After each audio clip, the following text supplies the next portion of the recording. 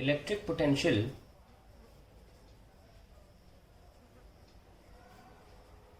Due to a dipole at any point. ये dipole है मेरा, माइनस क्यू प्लस क्यू, ये लीजिए। ये सेंटर ऑफ डायपोल है ए, और ये कोई पॉइंट है पी। हमने एनी बोला है तो हम क्या करते हैं, रेफरेंस मानते हैं डायपोल के एक्सिस को। ये डायपोल है और इस रेफरेंस से एंगुलर पोजीशन के हिसाब से देखते हैं कि आप एंगल्स को चेंज करते रहिए और पोटेंशियल निकालते रहिए, तो एंगल के फॉर्म में आएगी पोटेंशियल। और ये पॉइंट पी है। अब ये कोई इलेक्ट्रिक फील्ड की तरह वेक्टर नहीं कि एरो बनाओगे, डिस्टेंस देखा जाएगा बस। इस चार्ज से डिस्टेंस ये है और इस चार्ज से डिस्टेंस ये है। तो पोटेंशियल ओवरऑल कितनी होगी total, it will be due to negative charge plus it will be due to positive charge. Scalar है, सिंपली ऐड करना, लेट्स इट। आइए इसका पॉइंट नाम रख लेते हैं ए बी और ये पी है। सिंपली के क्यू बाय कैप डिस्टेंस होता है, तो K minus Q by A P. Minus Q रख रहे हैं, स्केलर है, वेक्टर में डायरेक्शन आ जाता है इसलिए रखना नहीं पड़ता साइन। और यहाँ पे इसकी वजह से K positive Q by B P. So totally कितना हो गया, के क्यू कॉमन ले लें, 1/bp minus 1/ap is my final answer. यहाँ पे हम रुक सकते थे, यही हमारा फाइनल आंसर है। परंतु होता क्या है, डायपोल बहुत छोटी चीज़ है, बहुत छोटा सा साइज होता है डायपोल का, तो इसमें हम थोड़ी सी अजम्पशंस ले लेते हैं।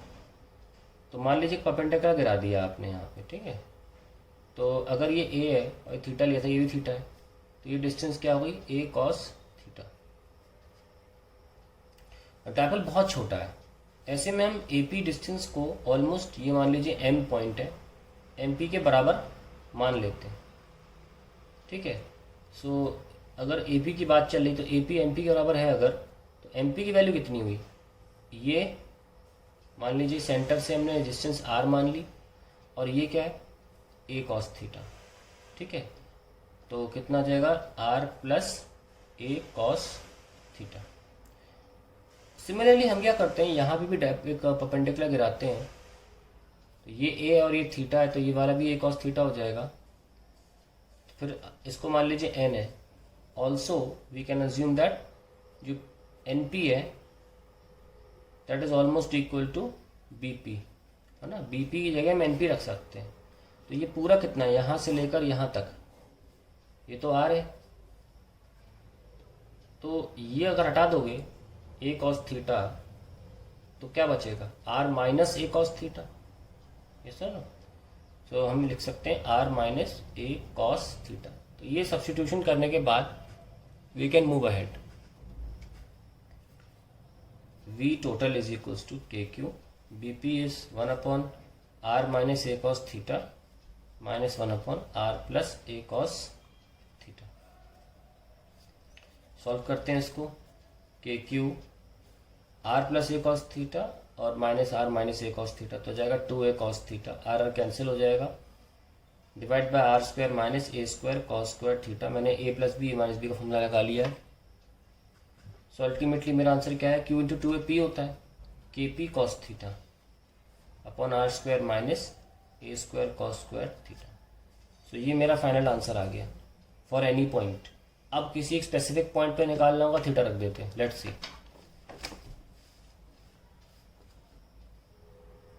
जैसे कि मान लीजिए, अभी तो खैर आंसर जो टोटल आया वो है K P cos theta upon are square minus A square cos square theta. For axial point, axial point मतलब एक्सिस पे थीटा कितना, 0, क्योंकि ये प्लस है और ये माइनस, तो सेंटर से देखते हैं, है ना। और एक्सियल पे कोई पॉइंट पी होगा तो ये जो एंगल है वो तो 0 ही हो गया ना। तो ऐसे में टोटल आंसर क्या है, K P cos 0 upon are square minus A square cos square 0, cos 0 1 होता है, तो K P by are square minus A square हमारा आंसर एक्सियल पे आ गया। अब फॉर इक्वेटोरियल, पॉइंट, ये प्लस, ये माइनस, इक्वेटोरियल पॉइंट मान लो पी यहाँ पर है, तो एंगल कितना है 90, 90 रख के देखते हैं कितना, K P cos 90 upon are square minus A square cos square 90, cos 90 zero होता है तो पहले जीरो हो गया। तो इक्वेटोरियल पॉइंट पे हमेशा पोटेंशियल जीरो होती है, यानी कि अगर डायपोल है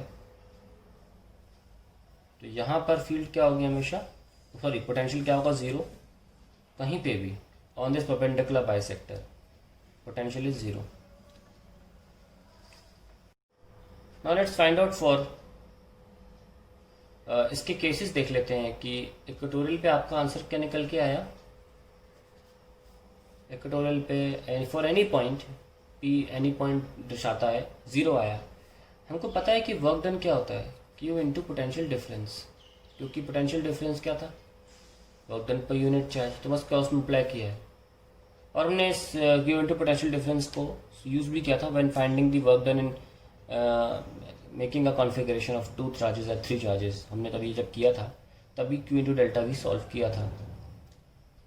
देखिए इक्वेटोरियल पॉइंट की बात करें तो जो हर एक प्लस और माइनस हर एक पॉइंट पे potential zero zero zero zero zero हर जगह, तो जीरो का डिफरेंस भी जीरो होगा।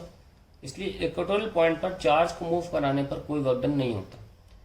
कई बार ऐसे क्वेश्चन आते हैं, वो कहते हैं सपोज कि डायपोल जो है, एग्जांपल दे रहा हूँ, dipole as at a position plus A 0,0 minus A 0,0, okay, ऐसे पे डायपोल रखा है, तो डायपोल का मिड पॉइंट निकालना है तो निकाल लिया, वो ओरिजिन पे आ गया।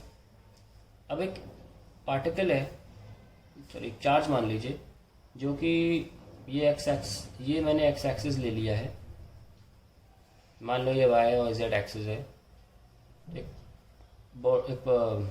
चार्ज को 0 -7 से 0,30 पर लेके जा रहे हैं, तो आप तुरंत समझ गए होंगे कि डायपोल रखा है एक्स एक्सिस पे, पार्टिकल को मूव कराया जा रहा है वाई एक्सिस पे, है ना, और वाई एक्सिस और वो भी इस तरीके से डायपोल रखा है कि मिड पॉइंट वाई एक्सिस साबित हो रहा है।